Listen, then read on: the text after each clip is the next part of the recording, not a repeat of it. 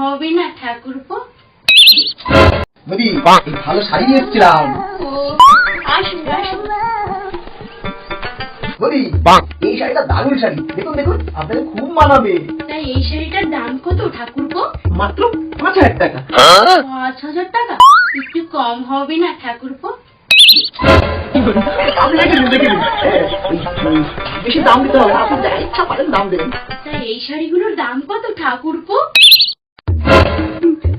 আপনি এগুলো রেখে দিন, এগুলো রেখে দিন। হ্যাঁ, আপনাকে কোনো দামই দিতে হবে না এখন, আপনি শুধু এগুলো পরে আমাকে একটু সেলফি তুলে পাঠিয়ে দেবেন। ঠিক আছে ঠিক আছে। আপনি এখন আসুন ঠাকুরপো। কেন বৌদি? কিন্তু শাড়িগুলো পরে ছবি তুলে আপনাকে দিতে হবে না ঠাকুরপো?